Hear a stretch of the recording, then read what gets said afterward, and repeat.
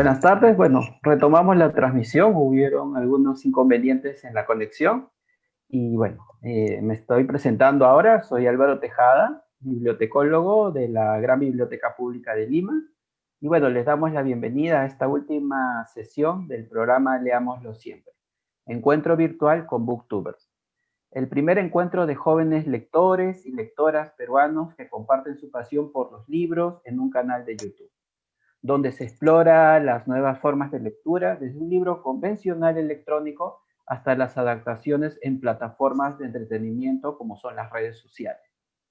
A lo largo de estas ediciones se analizaron infinitas lecturas de reconocidos escritores, donde se crearon espacios de diálogo de obras literarias. Entre los participantes que estuvieron presentes en nuestra plataforma digital están los booktubers nacionales Lu Vargas, Varuna, Mario Cano, Lali Arce, Arnold Camus, Sebastián Alanya, Fiorella Favero, quienes nos hicieron pasar un rato muy agradable en cada uno de los programas. El día de hoy tenemos el gusto de contar con la presencia del booktuber peruano Aarón Asmat, que es un joven muy comprometido con el fomento de la lectura. Voy a pasar a compartir un poco de la biografía de Aarón para los que nos están siguiendo esta tarde. Aarón Asmag es comunicador audiovisual de la Pontificia Universidad Católica del Perú, ganador del concurso de estímulos económicos para proyectos creativos de literatura juvenil del Ministerio de Cultura en el año 2018. Habla de libros y cine en su canal de YouTube, Aarón Libros y Cine. Lo pueden seguir en Instagram también como Aarón Asmag. Ha participado en la Feria Internacional del Libro de Lima y de Buenos Aires, así como ha logrado colaborar con la Cámara Peruana del Libro en la organización del Encuentro Internacional de Booktubers en la FIL Lima en los años 2018 y 2019. Actualmente trabaja como Public Information Intern en el Centro de Información de las Naciones Unidas. Muy buenas tardes, Aarón, nuevamente, y bueno, te doy pase para iniciar tu presentación. Okay. Hola Álvaro, gracias y otra vez gracias a la biblioteca por la invitación.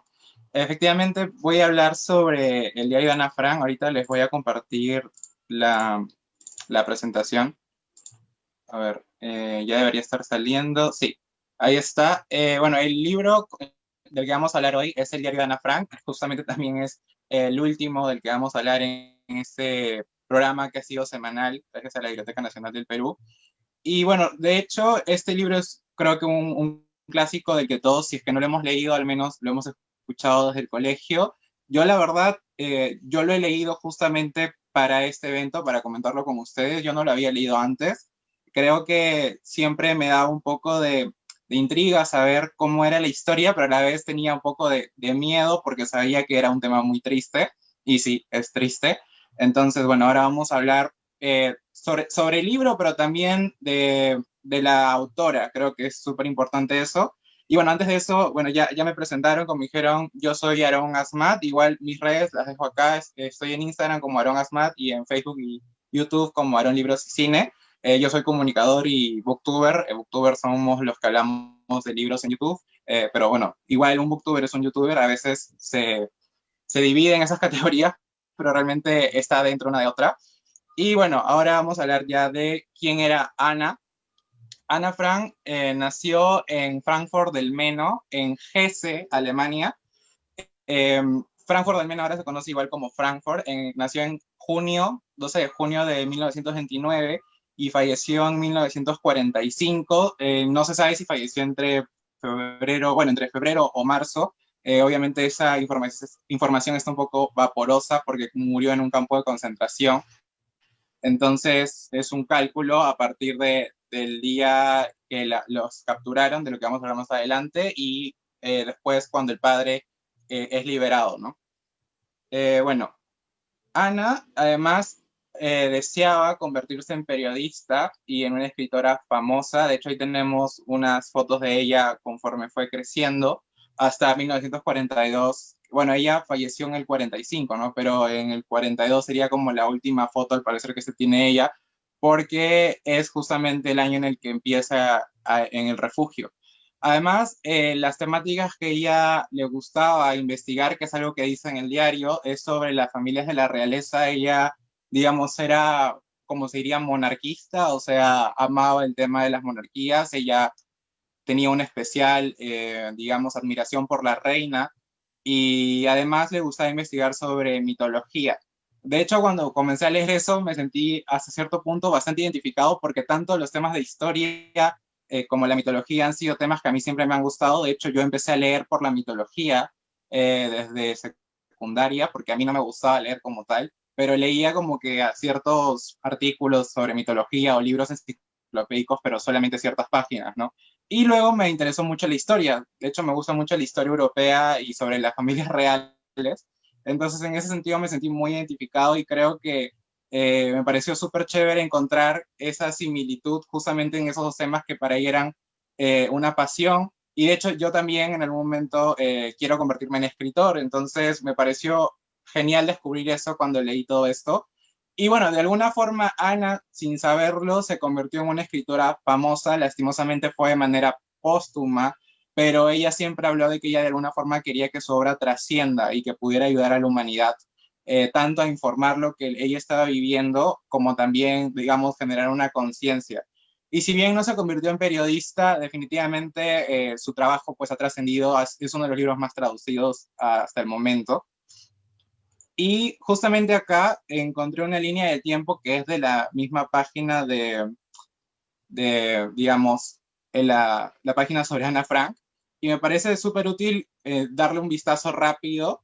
Eh, es para ponernos en contexto, ¿no? En 1914 es asesinado el archiduque de Austria y eso es lo que da el estallido de la Primera Guerra Mundial, aunque realmente nuestro conflicto en este momento es sobre la Segunda, pero lo ponen para darnos un contexto.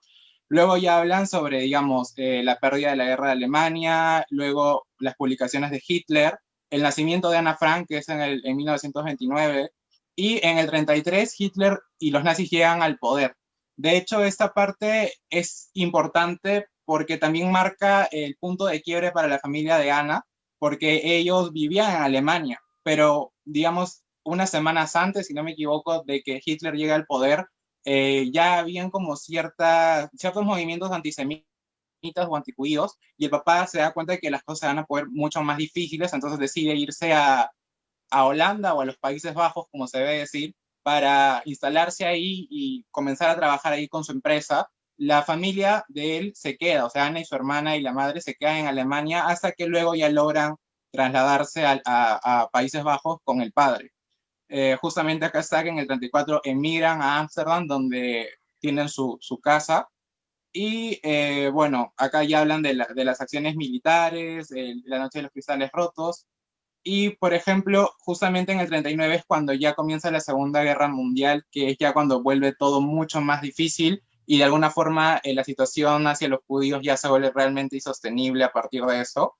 Eh, Luego ya comienzan a haber estas restricciones, ¿no? El gobierno comienza ya a poner el tema de que tienen que identificarse. Bueno, en este caso hablan de la identificación personal, todavía no llega lo de la estrella que se tienen que poner en el brazo, pero ya comienzan a verse todos los conflictos entre los aliados y contra la facción alemana, la facción nazi.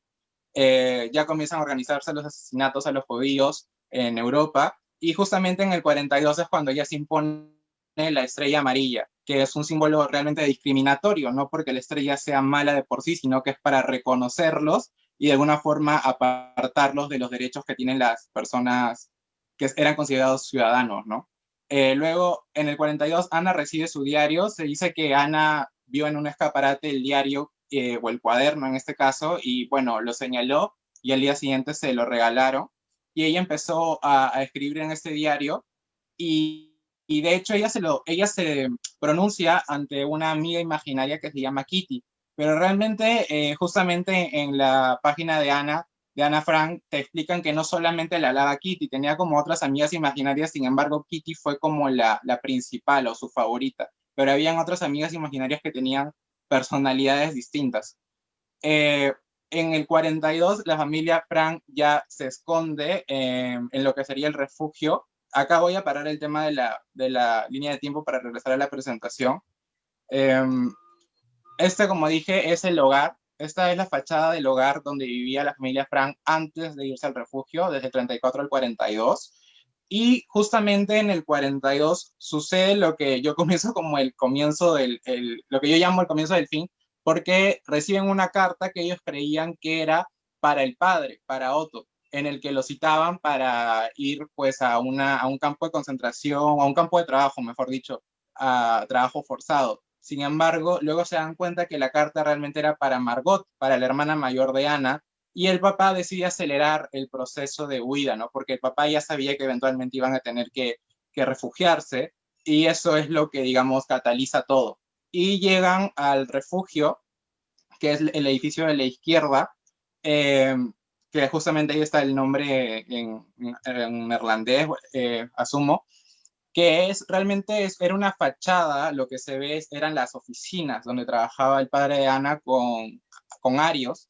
De hecho, él tuvo que pasarle digamos, la propiedad en papel a los socios o a los amigos que eran arios porque el ser judío lo ponía en desventaja. Sin embargo, él seguía siendo prácticamente el dueño del negocio, ¿no? Pero eventualmente él ya tiene que esconderse, o sea, como si ni siquiera estuviera ahí. Y ahí viven, en este lugar, viven en la parte de atrás, que se llama el anexo o la habitación de atrás, dependiendo de la traducción. Viven del 42, de julio del 42 a agosto del 44.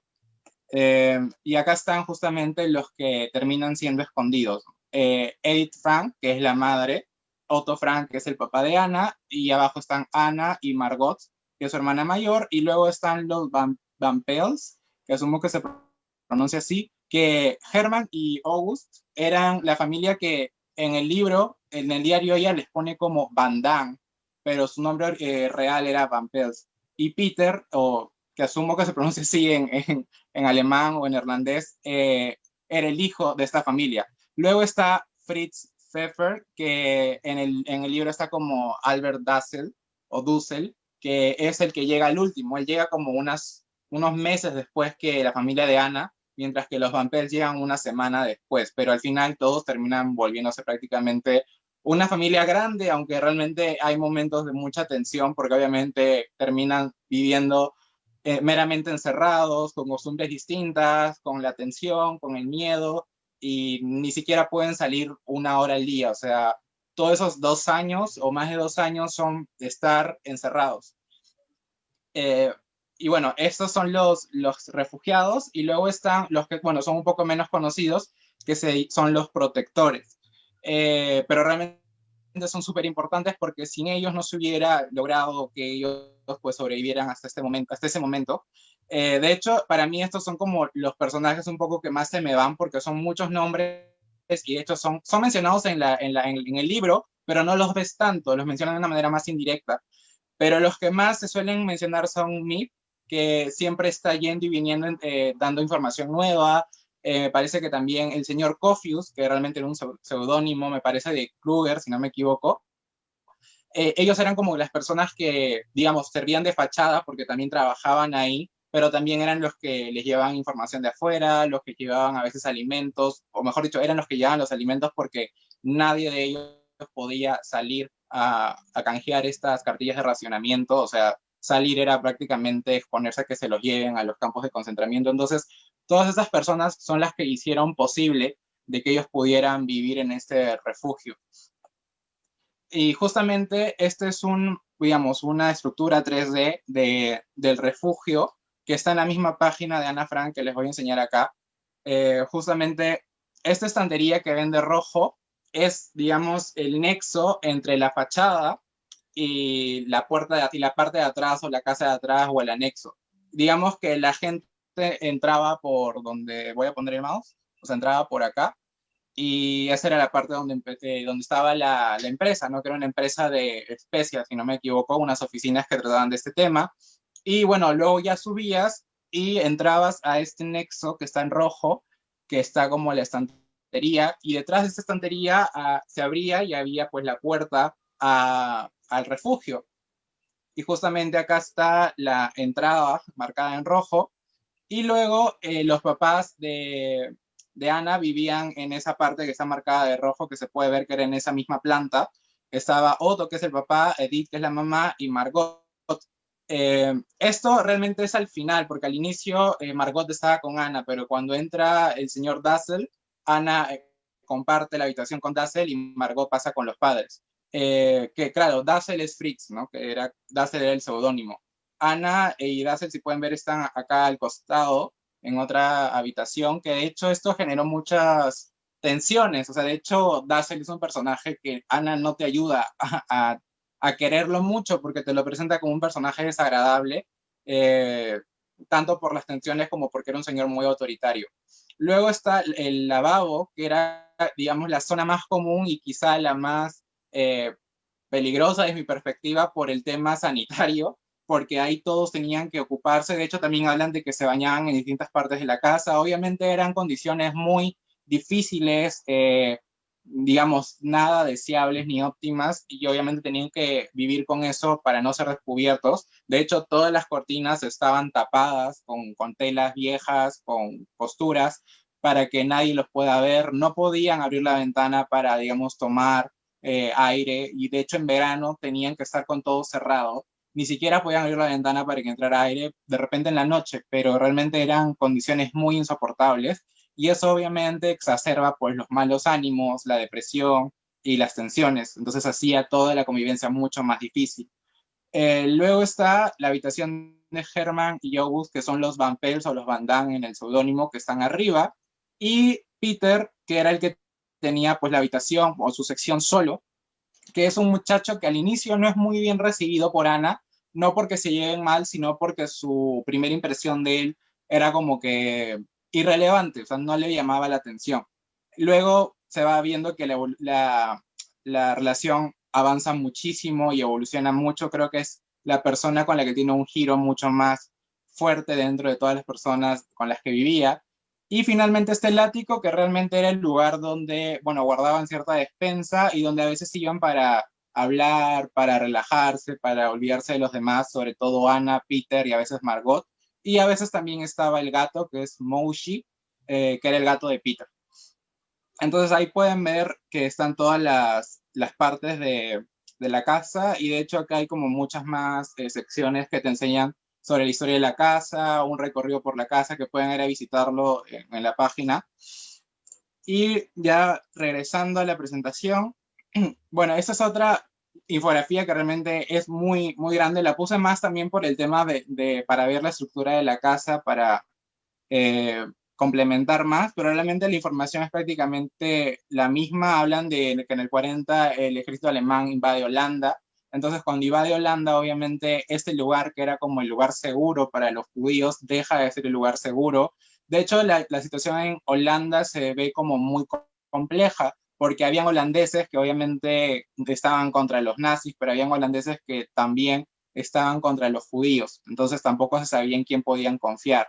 Y de hecho hubieron como muchos desmanes, hubieron también quemas de registros, de oficinas de registros, habían también actividades ilícitas para, digamos, racionar a los judíos, ¿no? De hecho, Ana habla en su diario de que en un momento se entera de que había habido incluso un partido de fútbol entre gente de la resistencia y un equipo de policías, que eran cosas que para ella consideraba bizarras, pero que sucedían ahí en el exterior.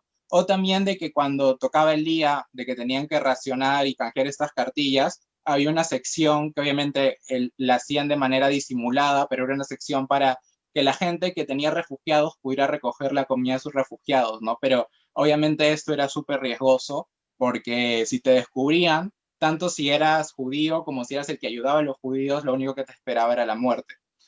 Entonces, justamente acá hablan de que en el 40 el ejército alemán invade Holanda, todo se vuelve más difícil, comienzan a haber muchas más restricciones, los judíos no pueden tomar, por ejemplo, los buses o los tranvías que usan los alemanes o los arios. Están como que supeditados a ir a pie o en bicicleta o en transportes que sean como segregados. También hablan de que ya Ana deja de ir al colegio al que ella solía ir, tiene que ir a un liceo judío, ya no puede ir ya se tiene que separarse de sus amigos, digamos que eran pues alemanes o de otras nacionalidades o que no eran judíos. Entonces cada vez comienzan a discriminar más a los judíos, a restarles derechos, que eventualmente termina pues en los campos de concentración. Y bueno, acá esta infografía que es un poco más ilustrada, es igual la casa, se ve acá un poco más de detalle cómo era la parte de adelante, que era la fachada, que era el negocio de especias de Otto Frank, y la casa de atrás, ¿no? La puerta secreta, que es lo de acá, como dije, que era detrás de un librero, y luego lo que les mostré de la primera parte donde vivía la familia de Ana, arriba los Van Damme o los Van Pels, y arriba el ático. Y bueno, acá están más que todo una línea de tiempo de las restricciones que se van dando. Ahora, ya hablando de el diario de Ana Frank, el diario de Ana Frank no siempre se llamó el diario de Ana Frank. De hecho, este título que ven ahí es el original con el que lo publica el padre, que para mí es impronunciable porque no sé esa lengua, pero realmente lo que significaría básicamente es la habitación de atrás o el anexo. Eh, Esto fue publicado en el 47 y de hecho no es solo es que cambie el título, sino que también cambia el contenido de alguna forma. Y esto sucede porque justamente regresando a la línea de tiempo, justamente como dije, la familia se esconde, comienzan todas estas resistencias, ataques, en que hay mucha mención a Inglaterra o al Reino Unido de cómo pelean contra Alemania. Y justamente en el 44, el 4 de agosto del 44, los refugiados son descubiertos y arrestados. Entonces, Ana escribió su diario aproximadamente por más de 2 años. Sí, por más de 2 años. Ella realmente no, al inicio no deseaba publicarlo, o sea, realmente era un diario, pero en un momento hay un ministro, que me parece que era un ministro de guerra, si no me equivoco, de Holanda, que, que dice de que esos testimonios van a, van a servir para que después de la guerra, digamos, se denuncien, ¿no? Los abusos de los alemanes. Entonces, ella se emociona con esta promesa y decide que lo que ella ha escrito va a servir para que otras personas conozcan lo que ella ha vivido y para denunciar todos estos abusos. Entonces, ella comienza a reescribir su diario o a corregirlo, porque obviamente ella lo empieza a escribir como a los 13 años y ya luego se da cuenta como a los 15, casi 15, que no le gusta del todo lo que ha escrito o incluso ella censura algunas partes que luego vamos a ir viendo. Entonces, lo que primero se publica con este título, que era La habitación de atrás o el anexo, realmente es la versión censurada por la misma Ana. Y eso, digamos, que fue evolucionando cuando se fueron investigando más cosas, cuando el papá fue revisando más información, que comenzaron, digamos, a crear una versión mucho más definitiva. Pero bueno, como dije, ellos son encontrados en agosto del 44. La última carta o la última escritura que tiene Ana es el 1 de agosto del 44, en el que justamente lo que me pareció muy triste es que la penúltima, ella habla que está muy animada por todo lo que están diciendo sobre la guerra y los avances que hay. Y en la última es más como algo muy introspectivo sobre la Ana buena y la Ana mala que ella considera que hay dentro de ella, la Ana que nadie conoce y la Ana que conoce. Entonces ella como que está también teniendo un combate interno muy grande y a los 3 días son descubiertos. Hay teorías que dicen de que fueron acusados por unos vecinos, pero eso fue lo primero que se dijo. Actualmente dicen de que realmente fueron descubiertos por casualidad por esta policía, o sea, no estaban haciendo una redada contra judíos, pero que terminan siendo igual descubiertos. Pero el caso es de que igual son arrestados y se los llevan a los 8, a los campos de concentración, que bueno, tienen muchos nombres y los van dividiendo. Primero los llevan a un campo de concentración juntos, luego ya los dividen por sexo. Entonces como que hay muchos viajes y el padre termina yéndose obviamente con los hombres, con Peter y con los otros 2 hombres que eran el señor Van Damme y Dassel, que eran sus seudónimos, y Ana se va con la mamá y con Margot. Sin embargo, Ana termina separada de la mamá también por el tema de la edad, y de hecho ella ya no vuelve a ver a su mamá después o sea, a partir de enero, si no me equivoco, ya no la vuelve a ver, y su hermana Margot muere prácticamente semanas o días antes que Ana, Las dos mueren de tifus, que tifus es una enfermedad que al parecer que era por las condiciones que eran muy deplorables en cuestión de salubridad. O sea, había demasiada gente en los campos de concentración y obviamente no había la limpieza necesaria, la higiene necesaria, ni la salubridad óptima. Entonces el cuerpo se comenzaba a llenar de costras y esto obviamente terminaba pues asesinando a la persona. Entonces el papá es el único de los 8 que logra sobrevivir, eh, que es Otto, que en el libro también le llaman como Pim.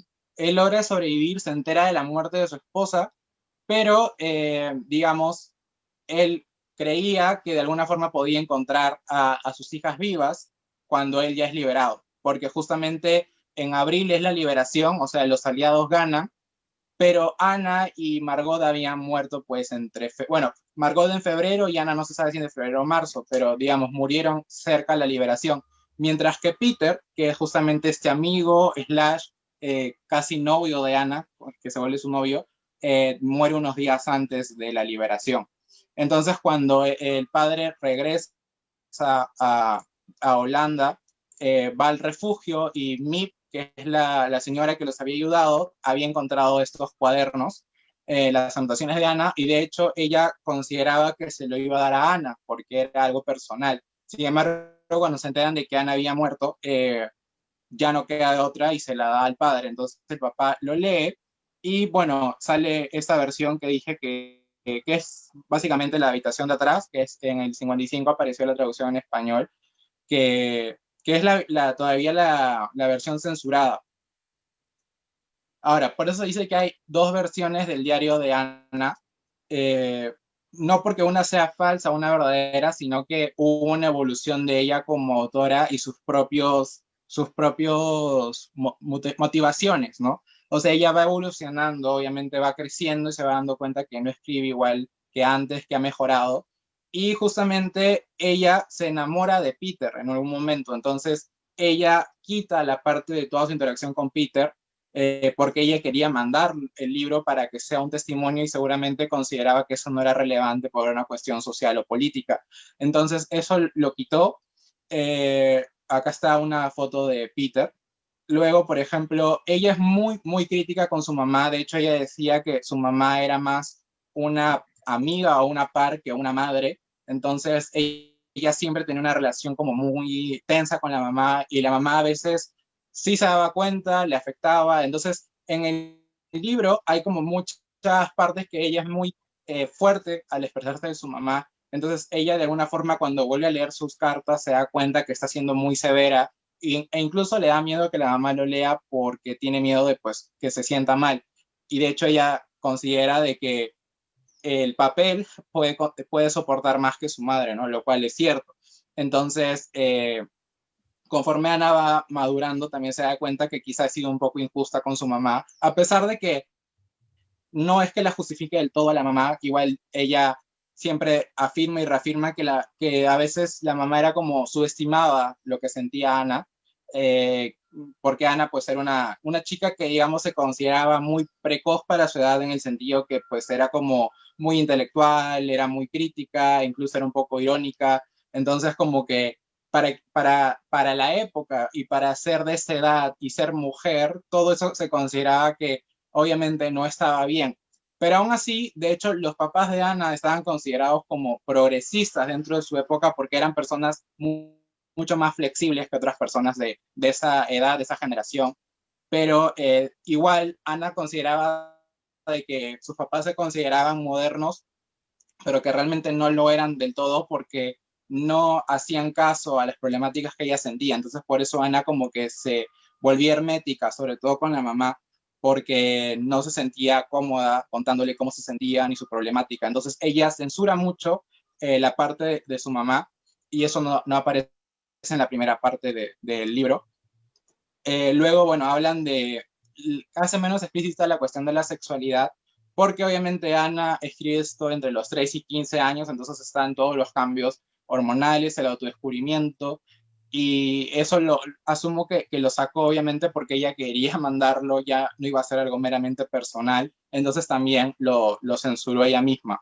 De hecho, la parte de la sexualidad de Ana creo que es una parte muy importante también de analizar, porque a veces a la misma Ana Frank se le, se le olvida como persona y se le vuelve más un símbolo, lo cual es entendible, pero hay mucha crítica también de las personas que conocieron a Ana, de que Ana la volvieron un símbolo que representaba a miles de judíos, pero la olvidaron como ser humano. Entonces, es el problema cuando se vuelve alguien como un símbolo y se olvida de la individualidad de la persona.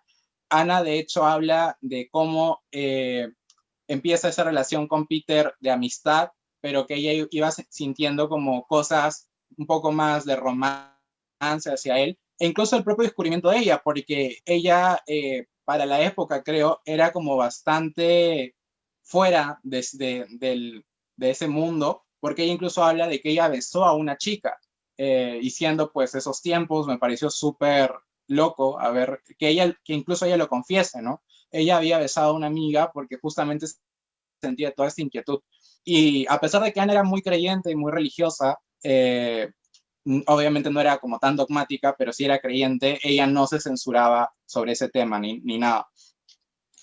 Y bueno, y finalmente se habla de su crecimiento como escritora, que es justamente lo que se dice de que cuando han comparado los textos, hay mucha más carga visual en la versión nueva, porque ya Ana ha jugado con las descripciones, ha jugado más con las palabras que usa, para hacerlo de alguna forma ya una pieza más artística y no solamente pues un diario personal.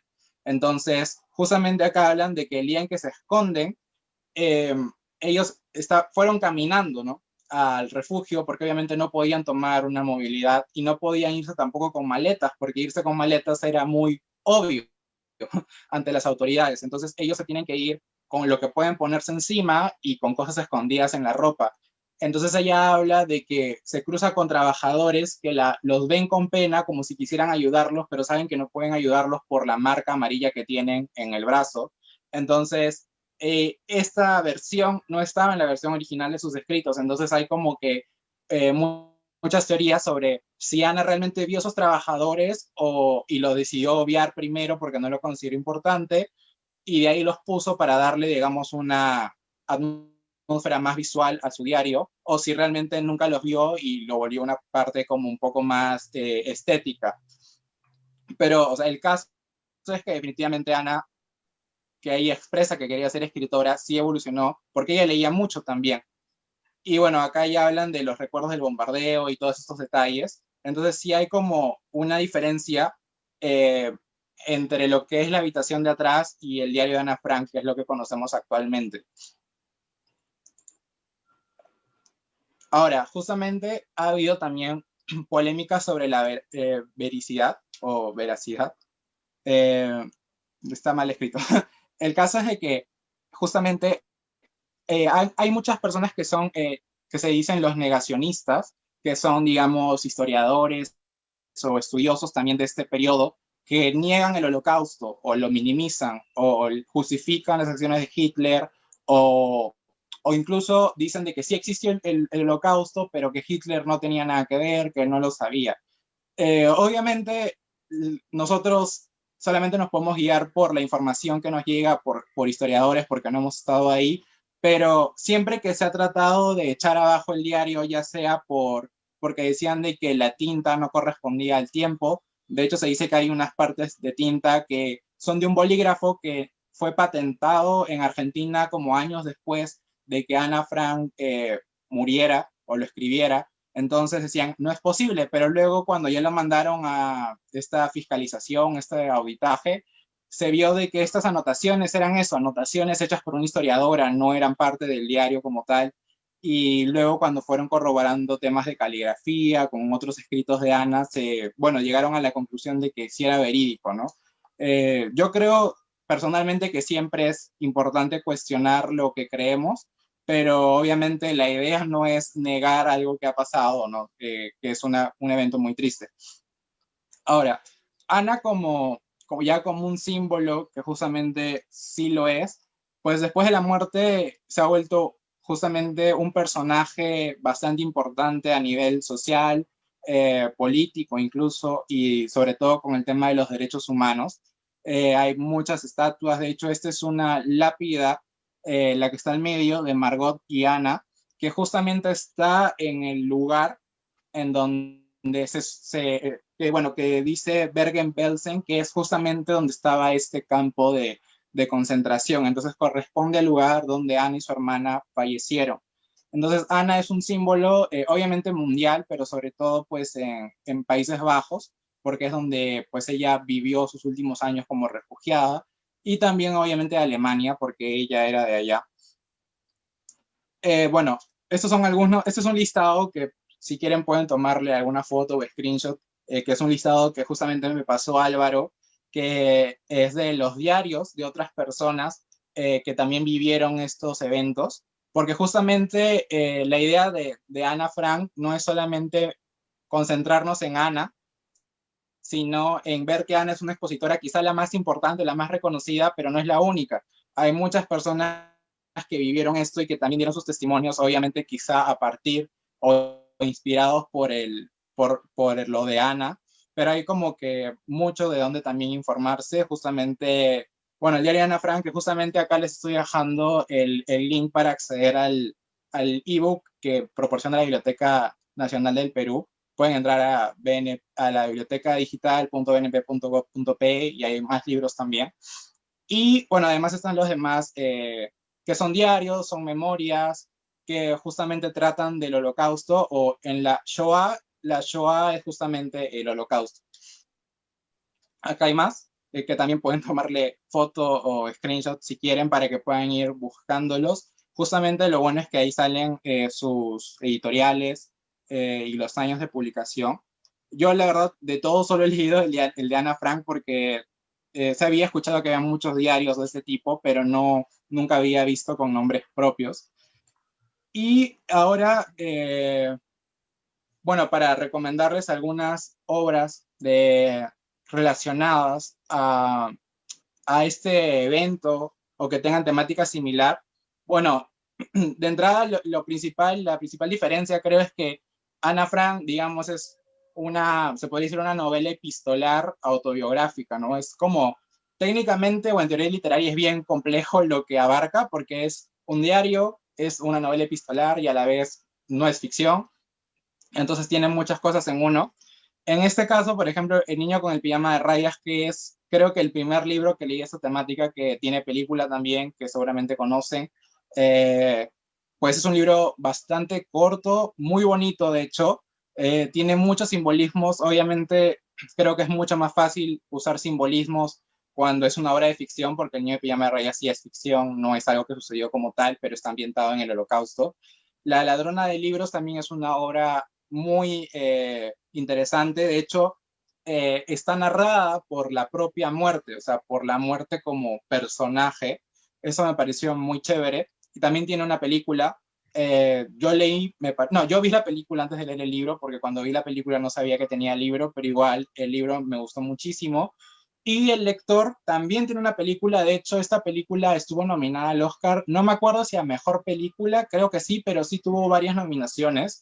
Está con Kate Winslet, que es la actriz de Titanic, más conocida por Titanic, y con, no me acuerdo el nombre del actor, que él es alemán, si no me equivoco, y también trabajó en Caballo de Guerra, y justamente ellos entablan una relación, digamos, inmoral, de alguna forma, ¿no? Porque él era muy joven, como adolescente, y ella era mayor, y terminan teniendo una relación bastante sexual.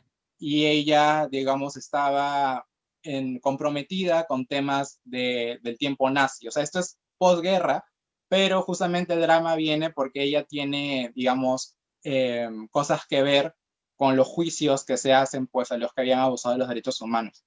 Y algunas recomendaciones que justamente me dio una amiga que es booktuber también, que estuvo en una de las charlas que fue de Alicia en el País de las Maravillas. Ella me recomendó La luz que no puedes ver, que es, bueno, Lali, que yo aún no lo leo, pero sí me llama mucho la atención. Y El niño en la cima de la montaña de John Boyne, que de hecho John Boyne es el mismo autor de Niño con el pijama de rayas. Entonces, a mí me gustó mucho el primero, entonces yo creo que eso seguramente me gustaría bastante.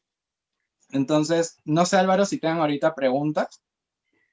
Sí, Aarón, y creo que ya vamos cortando el tema de la exposición para pasar a las preguntas, porque tenemos algunos pocos minutos, ¿te parece? Sí, sí. Sí, ok. Primero agradecerte y felicitarte, es una exposición muy bien documentada, si bien es cierto hay bastante controversia, a veces también hay mucha documentación, ¿no? Yo pude conocer el Yad Vashem en Israel y bueno, hay una base de datos de casi, se habla de 6 millones, ¿no? De judíos que murieron y muchos de ellos están documentados, ¿no? En esta base de datos. Entonces es importante siempre ir a las fuentes. Ya, bueno, vamos a pasar algunas preguntas que tenemos de parte del público, ¿te parece? Eh, Nos dice Rosa, ¿quién era Kitty? La persona a la que Ana dirigía gran parte de los mensajes de su diario. Esa es una de las Ya, preguntas. bueno, justo como mencioné, Kitty realmente es una amiga imaginaria que junta valores que Ana deseaba. Algo que se ve mucho en el diario es la búsqueda de amor en general, ¿no?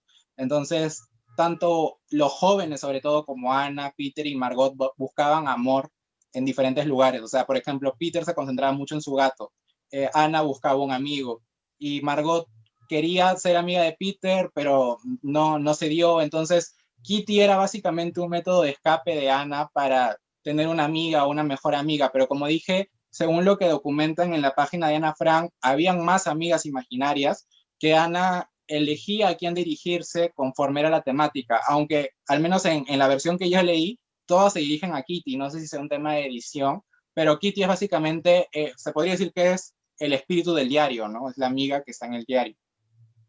Perfecto. Ahora, yo creo, hay una pregunta que creo que ya está respondida, pero igual. Se especula que existen páginas ocultas del diario de Ana Frank. ¿Qué opinas al respecto? Ya.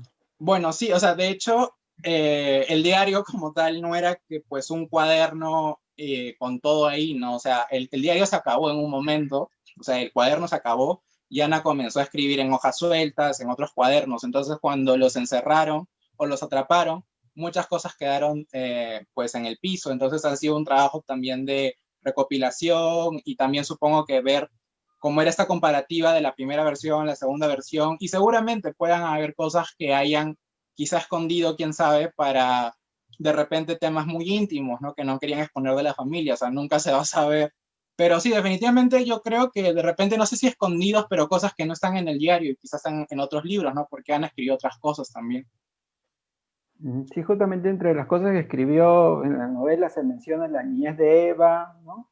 O que Uh -huh. leyó también, ¿no? Y ¿No? había La niñez muchos de Eva, el títulos. canto, tenía muchos títulos en el diario que leía, ¿no? Genealogías, el sueño de Eva, la vida de Cady también. Creo que se han publicado algunos de esos libros. Ahora tenemos un comentario de Meili. Dice, hola, sí, leí el diario de Ana Frank y me identifiqué un tanto con ella y comprendí cómo era el vivir con miedo, siempre escondiéndose de los nazis.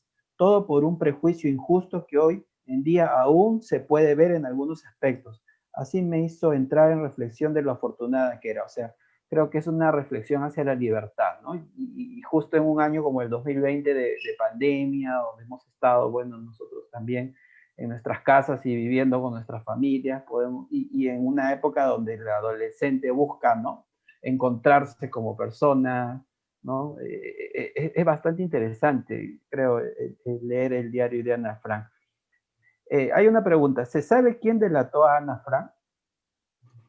Eh, Según los... bueno, justo como dije, hay una, o sea, la primera versión fue que fueron unos vecinos, ¿no? Que delataron a Ana Frank o a la familia que está en la parte de atrás porque creo que te pagaban 75 florines por persona delatada. Entonces, no sé si eran 75 o 25, pero la primera versión fue esa, que los delataron por dinero. Ahora, luego se supone que cuando comenzaron a investigar más, llegaron a la conclusión de que había sido más que una cosa, una redada, pero contra temas de contratación de gente de manera ilícita. O sea, que supuestamente en esa empresa se había acusado de que contrataban gente de manera ilegal y entonces entraron y hallaron a la familia y bueno, los terminaron llevando, ¿no? Pero hay estas dos versiones. Al final, la verdad, no sé cuál sea la real, pero una es como la más malévola, ¿no? Que es la delatación por dinero. y la otra es como la casualidad o la mala suerte. Me imagino. A ver, una pregunta más. ¿Alguien alertó a los nazis de dónde se escondían o los encontraron por pura casualidad? Preguntan. Lo que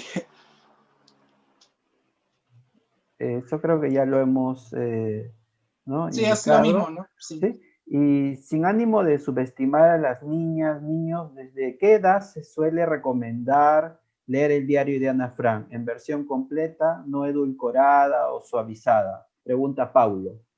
Si que eres booktuber, de Ya. repente podrías, no sé, dar Bueno, una... yo creo que, o sea, es una pregunta bien compleja, pero bueno, Ana lo empezó a escribir con 13 años, ¿no? O sea, yo creo que un chico de secundaria ya puede leerlo desde los 11.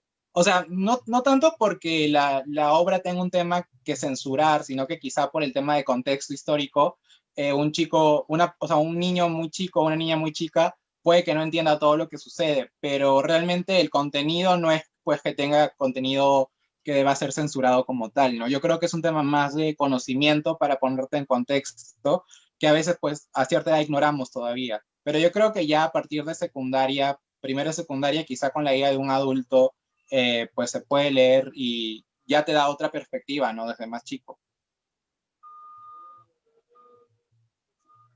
Excelente. Sí, y hay una parte del diario que sería interesante comentar sobre, ¿no? El gusto de Ana por los libros, ¿no? Mi ex amiga y protectora de la familia Frank relata, ¿no? Dentro del libro que le traían los libros los sábados, ¿no? Un promedio de 5 libros cada sábado y siempre esperaban con gran ansiedad que llegue el sábado para poder tener esas lecturas, ¿no? Y Ana dice, es que la gente corriente no sabe lo que significa un libro para una persona escondida, ¿no? La lectura, el estudio y las audiciones de radio son nuestra principal distracción.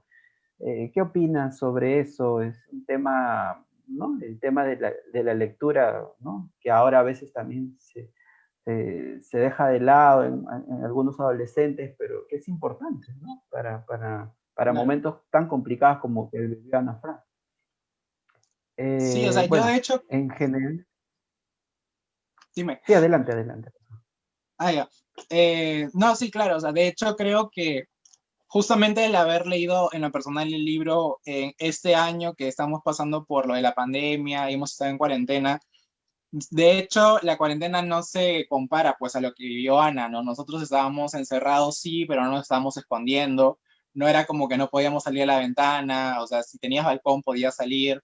Entonces, claro, era una cuarentena realmente mucho más ligera a lo que ellos vivieron, pero sí te das cuenta que de alguna forma hay cuestiones que te permiten escapar, ¿no? Que justamente es el tema de los libros, o bueno, actualmente pues obviamente hay otras tecnologías, pero creo que igual los libros te dan algo que es esta capacidad mental más activa, ¿no? Porque cuando ves películas o series, que no está mal tampoco, de alguna forma la interacción que tenemos es más pasiva, o sea, recibimos toda la información. Cuando lo lees, empiezas a imaginar, entonces te estimula mucho más mentalmente y creo que también el leer sobre los sentimientos de esas personas te vuelve un poco más empático y ¿no? Un poco te sensibiliza más.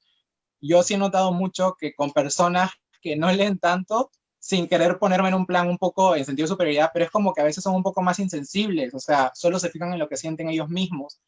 Y si no sientes como ellos, no, o sea, lo censuran o les parece tonto. Entonces creo que cuando lees te ayuda mucho a sensibilizarte, ¿no? A entender que tú no sientas así no significa que no sea importante y también a ponerse pues en la piel de otra persona. Entonces creo que justamente en tiempos como los actuales leer es súper importante. Bueno, siempre es importante y como método de escape también definitivamente es comprensible, ¿no? O sea, creo que no te gasta la vista, al menos para mí no te gasta la vista tanto como ver una pantalla y dura mucho más que una película. Entonces, y bueno, y la conexión emocional también es mucho más grande porque, como dije, estás leyendo lo que ese personaje siente o piensa.